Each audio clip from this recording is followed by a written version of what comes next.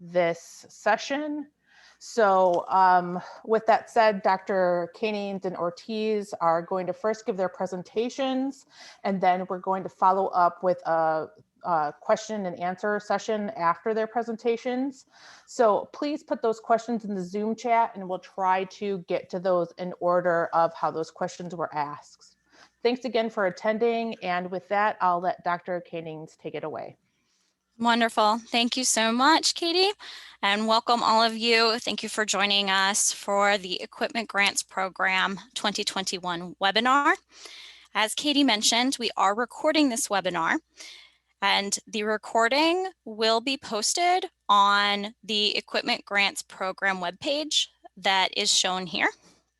You may also use the chat function, which should be at the bottom of your screen. It looks a little bit like a thought bubble to submit questions. We certainly hope that we answer the majority of your questions during this presentation, but we will be sure to leave plenty of time at the end to address any questions that may have come up that have not already been covered. So thank you all so much for your time and attention, and we'll go ahead and get started. As Dr. Armentrout indicated, both Dr. Ortiz and I are national program leaders for the Equipment Grants Program. We are the main contacts. We work at the National Institute of Food and Agriculture. So for some of you who may not be familiar with the National Institute of Food and Agriculture, or NIFA, we are the leading federal agency for external funding in the food and agricultural sciences. We underwent a restructuring and a name change in the 2008 Farm Bill. In 2021, NIFA's budget is roughly $1.8 billion, and we focus on the three functions of agriculture: agricultural research, agricultural education, and agricultural extension.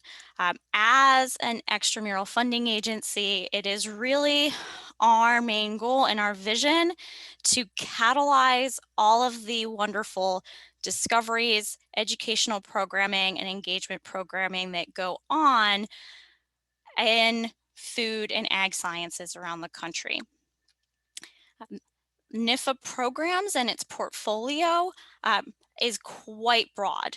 We're very proud of the breadth of research, education, and community outreach work that we support. You'll find many of those diverse topics captured here, and you'll also find that the Equipment Grants Program is designed with supporting that full breadth in mind. As we go through this presentation, we do want you all to be aware and mindful of these circles that we have in the top right-hand corner. What those allow us to do is give you an immediate reference for where more details can be found in the request for applications. So that's a great resource. That request for applications, also sometimes called a funding opportunity, is where all of the information about preparing a proposal can be found. We do have some supporting information available on the Equipment Grants Program website. One of the main resources there, in addition to, of course, this webinar, is the frequently asked questions list. They're quite useful, so we certainly recommend that you take advantage of those.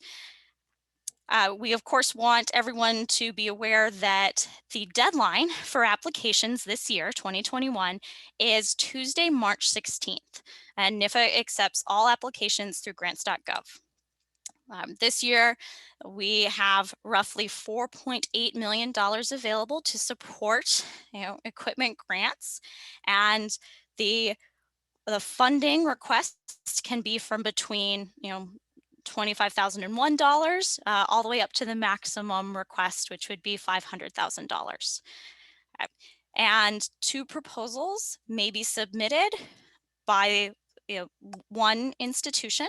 However, there will only be a maximum of one award made per institution. And we'll now go through some additional details about the Equipment Grants Program. The purpose of the Equipment Grants Program is to strengthen the quality and expand the scope of both fundamental and applied research at eligible institutions. The goal here is to increase access to shared special purpose equipment or instruments that can be used to enhance the capabilities in fundamental and applied research. These capabilities include research capability, education and extension capabilities, both within the organization and outside of the organization. So what we want you to take away from this is the focus on shared use, the focus on enhancing capabilities of an institution or a region, and of course, the important connection to food and ag sciences. Also, since these are equipment grants for special purpose equipment, it's not intended to replace equipment that is easily funded through other NIFA grant programs or easily funded on a specific project application. The proposals are very tight, right? They're intended for the acquisition of one well-integrated instrument. And the justification for a well-integrated instrument needs to be made in the proposal. It needs to be clear that that ensemble, right, that one piece of equipment is going to enable a specific, fundamental or applied experiment to be undertaken, and that removing a component would cause that experiment to fail, right? It needs to be clear that all of those integrated pieces are required for success. Additionally, new this year is the eligibility for, it's still a single well-integrated piece of equipment, but one that may be used in a plant or animal health diagnostic laboratory where, those data are also made available for use in either fundamental or applied research. It's also important to understand what is not able to be supported by these grant funds. All right, so actually conducting a research, education, or extension project is not supported by these funds. Personnel, salaries, and wages are not supported by these funds, right? This is for the acquisition of, shared special purpose equipment. Any general equipment is not supported. The insurance, operations, maintenance, any renovation that may be necessary to appropriately house this equipment is not supported. These funds are directed specifically towards acquiring these instruments, and it's also, as you've heard, focused on a single instrument or equipment. It's not focused on outfitting a research or a teaching laboratory or facility to conduct multiple experiments simultaneously. The Equipment Grants Program supports two project types, fundamental research and applied research projects. So whether the food and agricultural research that would be enabled by purchasing this equipment is focusing on, understanding the foundation, right, of phenomena or specific understanding at more of a base level of a food and agricultural science issue, or a field testing expansion of how already that fundamental data can be utilized to benefit individuals and benefit society in a practical way. Those are really the distinctions between a fundamental research project or an applied research project. Standard grants are the only equipment grants that are accepted. Uh, we've provided here again clarity on the budget, minimum and maximum, right? That needs to be over $25,000 and a maximum of $500,000. The expectation is that the instrumentation, the equipment purchased, will be fully operational by the end of the award period. As such, the duration of an equipment grant proposal could be up to 3 years. That certainly is a flexibility and not mandatory.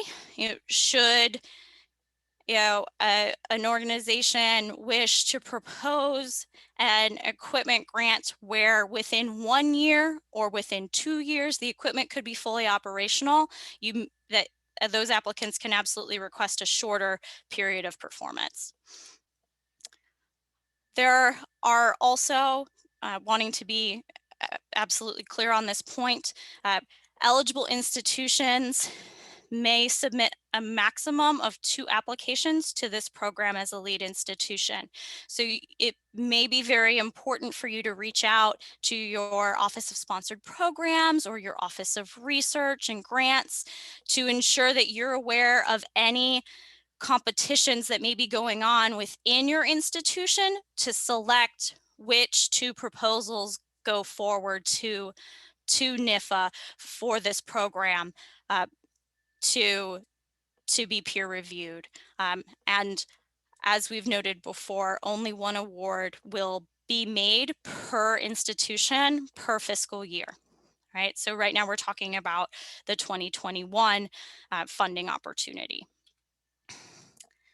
Eligibility, this is always important to understand, whether or not your organization or your institution is eligible. So if you are part of a college or university that awards a bachelor's degree or higher, either public or nonprofit, accredited, of course, to provide that bachelor's degree or higher, or a research foundation, that is part of a college or university, that is one way to be eligible.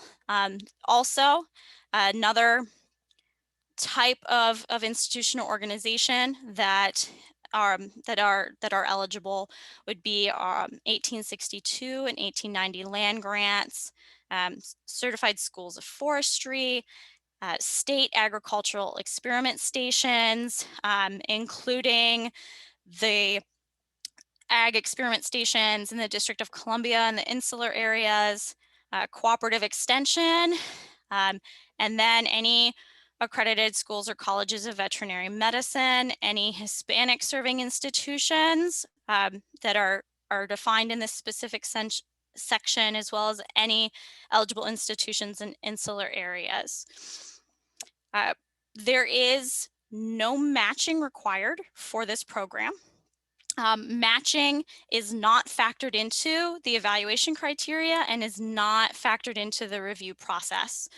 We have received questions from interested applicants that have their eyes set on a particular instrument or equipment that has a value greater than $500,000, and have asked if they could submit proposals seeking only $500,000 in federal support, and the additional funding be provided from other sources. That is acceptable. It is critical to understand, however, that matching is not factored into the evaluation or peer review of the proposal. Also, there are no indirect costs authorized for the equipment grants program. So this, over $25,000 and up to $500,000 request to acquire, a single instrument or piece of equipment, that is the total budget. There's no indirect within or on top of that. So there's no indirect cost on these grants at all.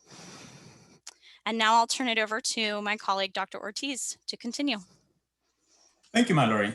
So once you guys have decided what project you are seeking to apply and request funding for, I would recommend you look at page 13 of the request for applications, where you can find some information about how the proposal is to be submitted. Very important, all the documents that you are to submit have to be on PDF form. That's portable document format. Otherwise, the agency cannot receive them, and the peer review panel will not be able to see them. So please make sure that all the documents that you submit are in PDF form. Can you advance the slide, please?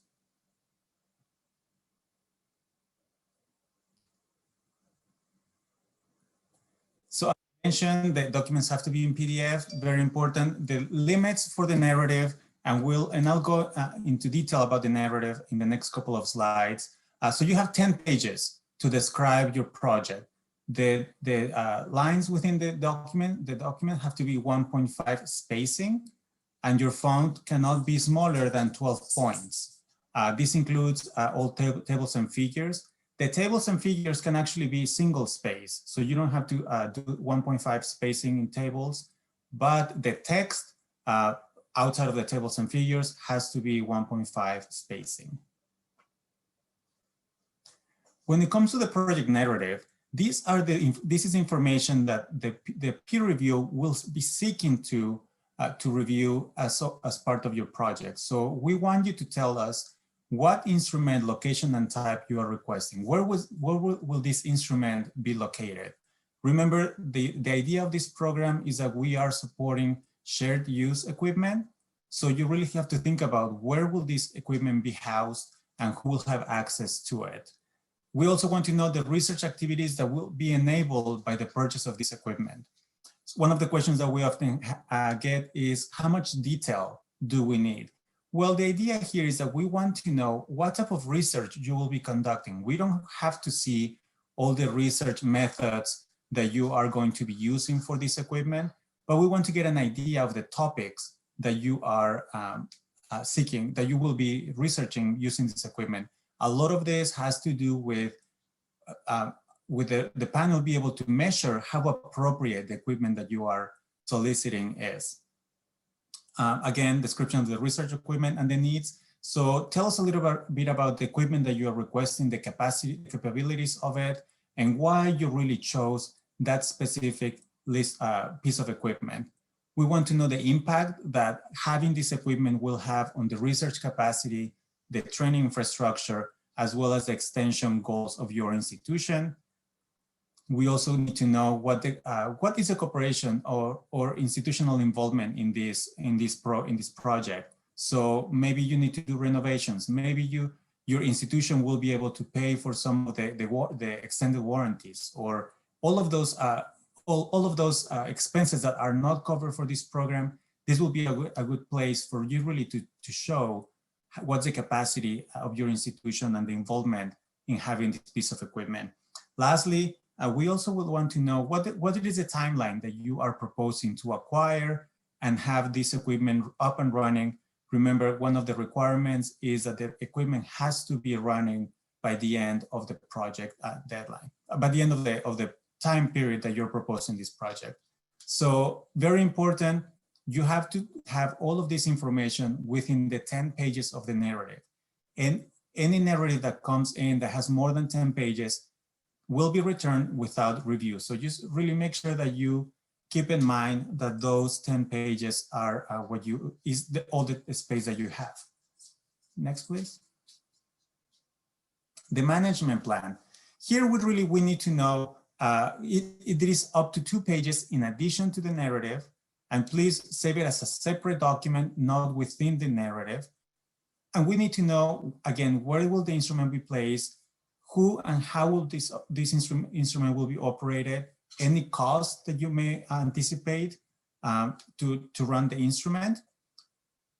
Again, a little bit more information about how you are going to allocate the instrument time, who will be using it, if you're charging usage fees, how will this be done, as well as some of the expertise and the infrastructure that is currently available at your institution to be able to use this instrument.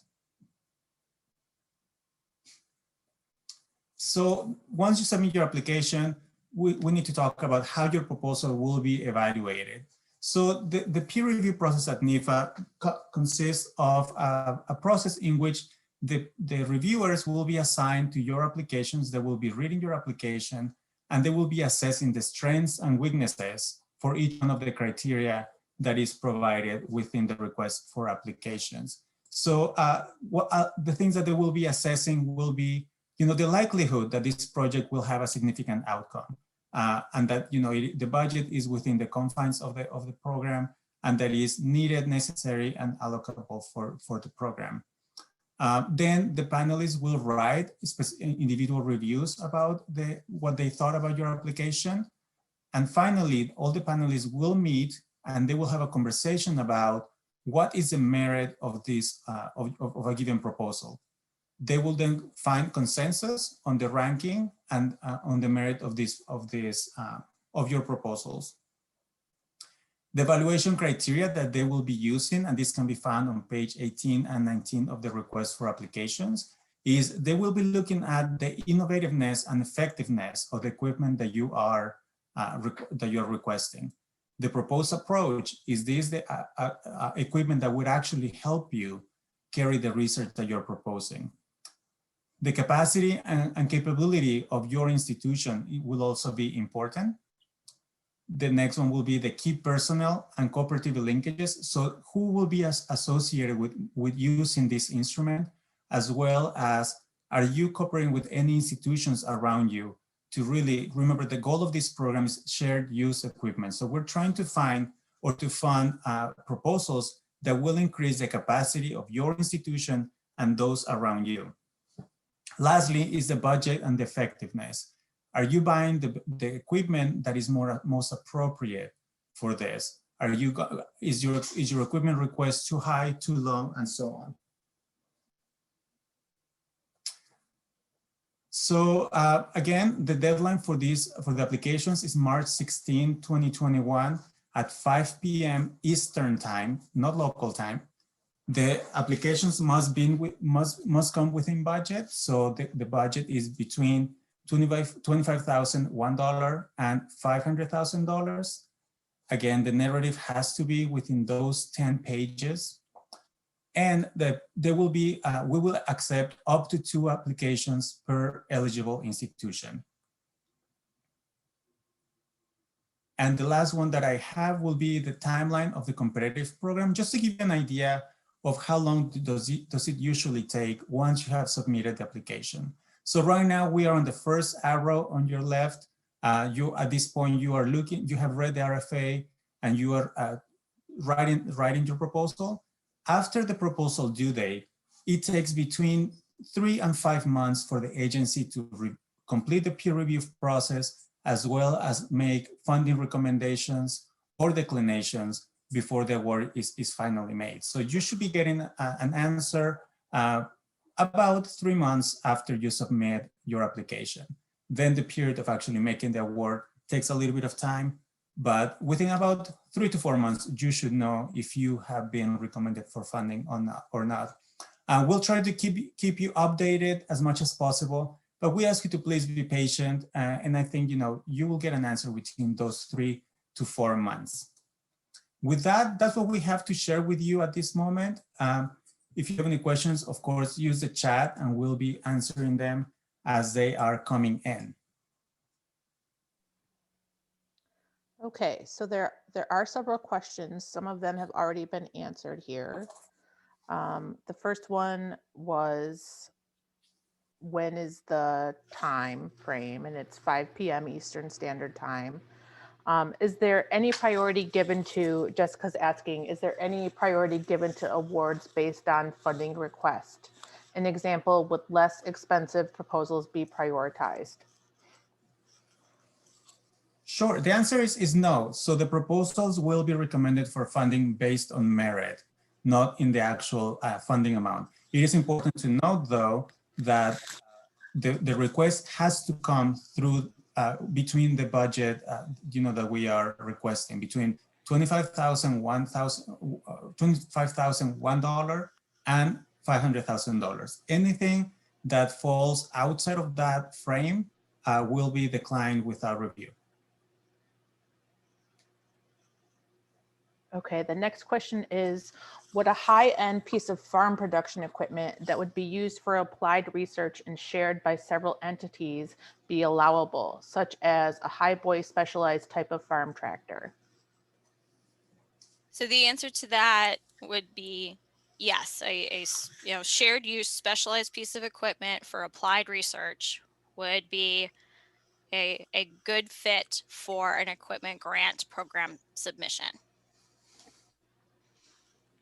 Okay, Charles Rice is asking, will grants cover the service contracts with the purchase of the equipment?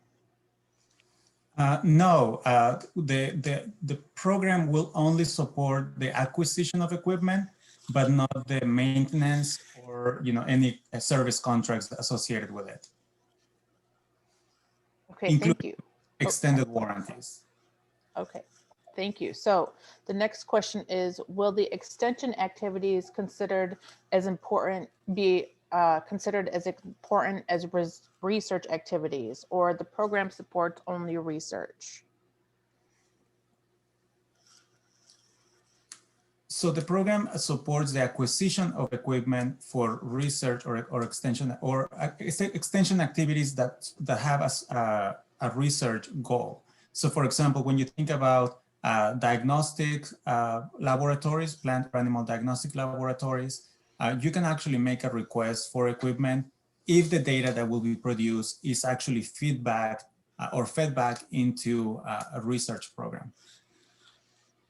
I would share that it's also important to note, that this program invites, applied research projects as well as fundamental research projects. And as you've heard us describe, and as you see in the RFA, understanding how the full capabilities at an institution or within a region would be enhanced through the acquisition of this equipment is part of what this call for applications is asking to be in a project narrative. So if there's going to be applied research and there are additional capabilities beyond research that are going to be enabled, that may be something to be cognizant of as you prepare your application. Okay, scrolling down a little, the next question is, does the same 10-page limit apply to resubmitted applications? So in the case of resubmitted applications, per the NIFA policy guide that I mentioned, you can find the link to it in page 13 of the request for applications. Resubmitted applications can use up to one additional page to respond to previous reviews. So that one page will be used to respond to your previous review. Last year, the request for application was, the narrative was up to 15 pages. This year, it is up to 10 pages. Even resubmitted applications have to conform to that 10-page limit. So everybody has to submit up to 10 pages. If it's a resubmission, you get up to one extra page to respond to previous reviews.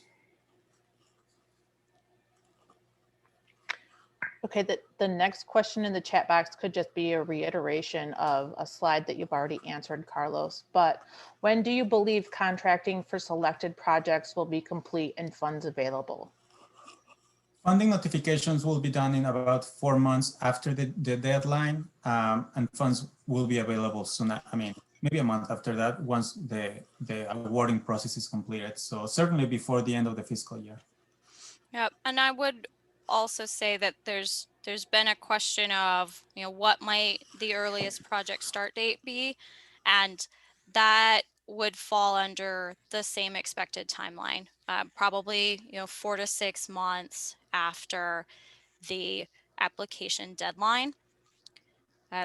The project start dates will all be on or before September 30th of 2021.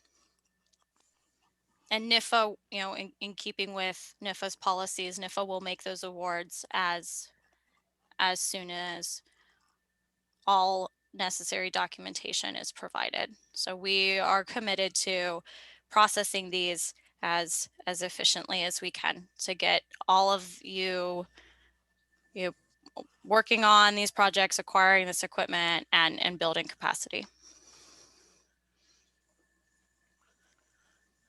On other NIFA grant programs, there are names of PIs and their extended abstracts of winning proposals.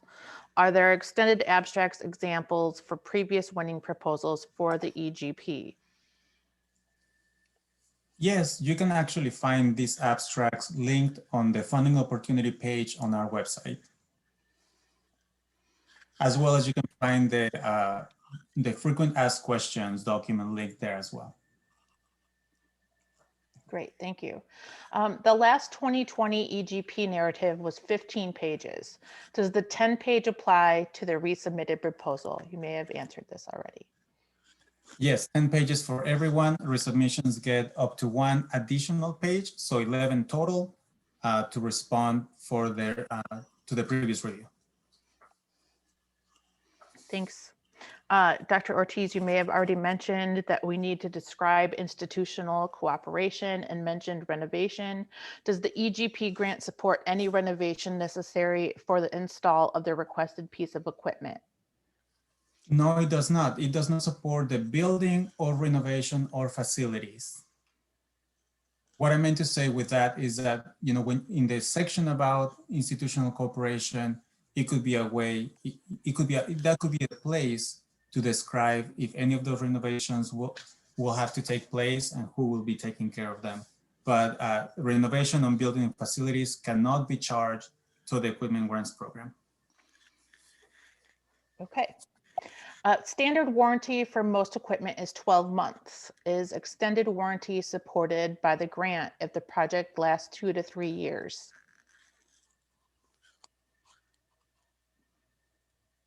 No, it is not. So again, extended warranties, maintenance, or an operation cost cannot be charged to the equipment grants program.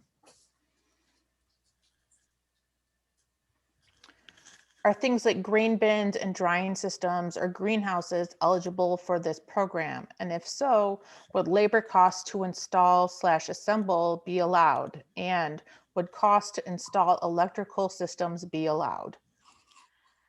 So it's important to clarify here that it's the acquisition of equipment that can be supported by the equipment grants program. Labor costs, installation costs, renovation or upgrading of electrical systems cannot be supported on the equipment grants. And to the question of grain bins, drying systems, or greenhouses, I would recommend that you reach out to us. It's for a deeper understanding of the specific request. It sounds like that some of these might be not supported.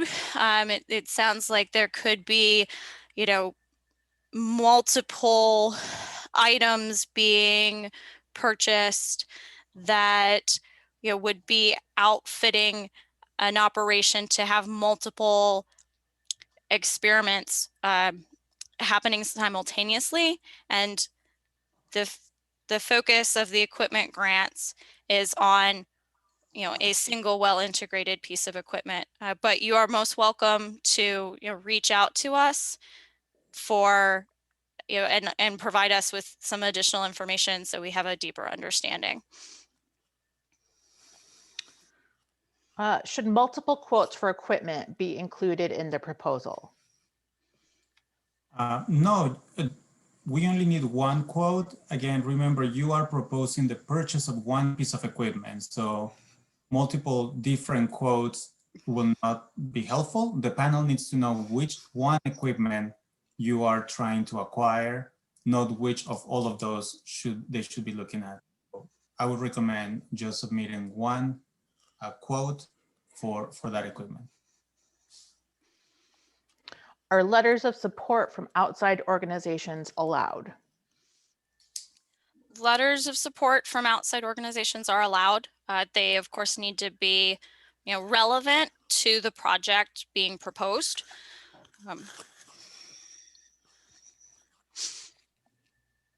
And the connection, needs to be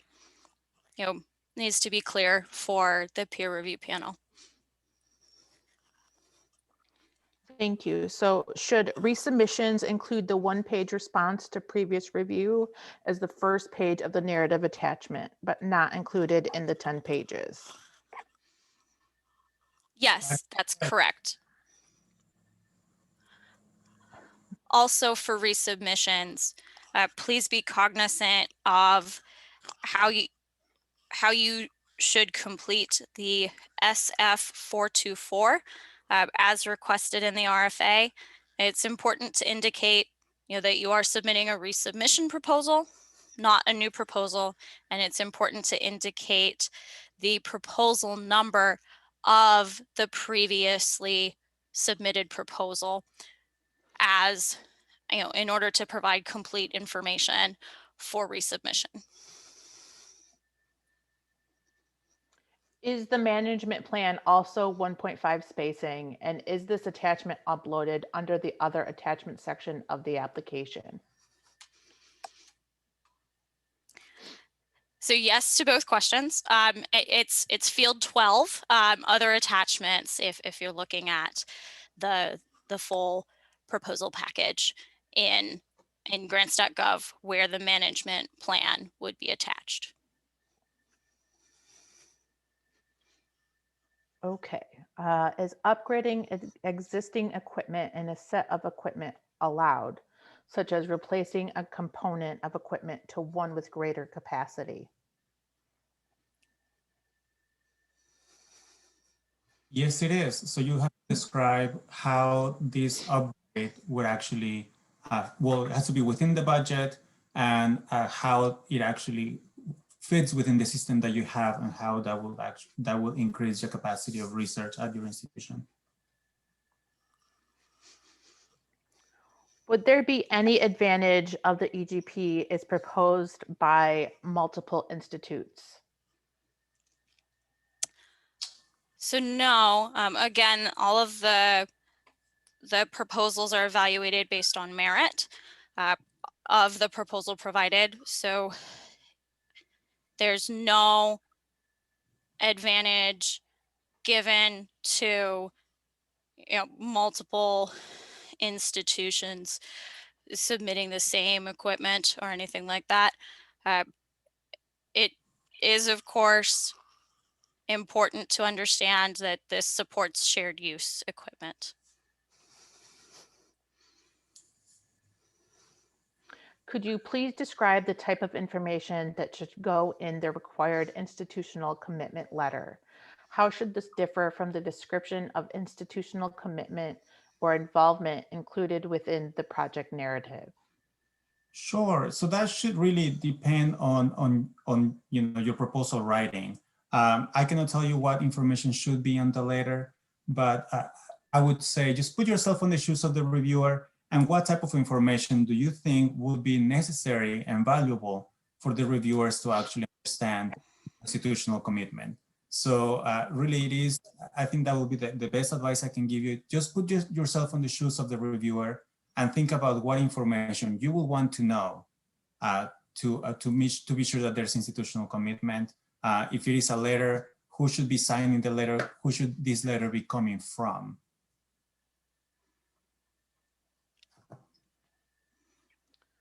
Are we required or recommended to include the equipment document and or the facilities and other resources document? There's no mention of them in the RFA.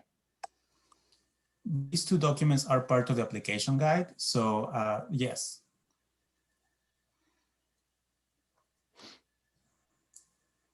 Okay. And then do all application attachments such as biographical sketches need to be 1.5 spaced? No, only the narrative is the one that has to be 1.5 spaced. Okay, that looks like the last of the questions that we have in the chat box. Are there any other questions?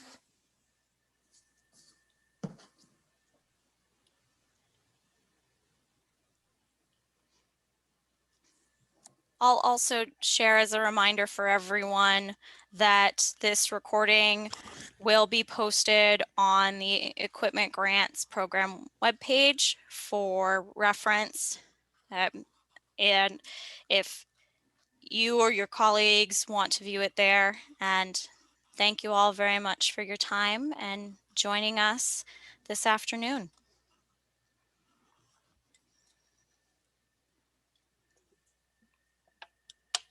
Oh, it looks like there's one more question that was asked. If an actionable quote is included with a proposal and the proposal is funded, should we expect that the proposal would be funded at the full amount in the quote?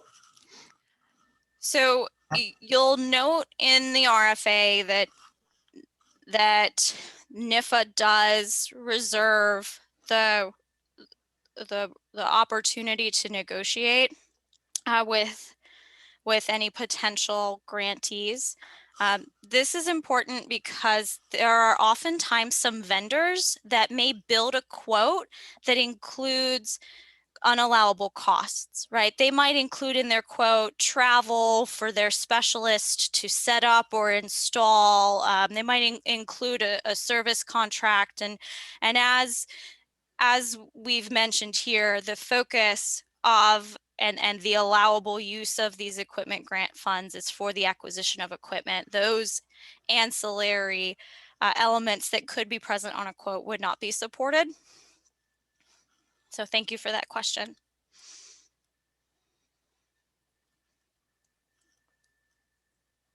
Okay.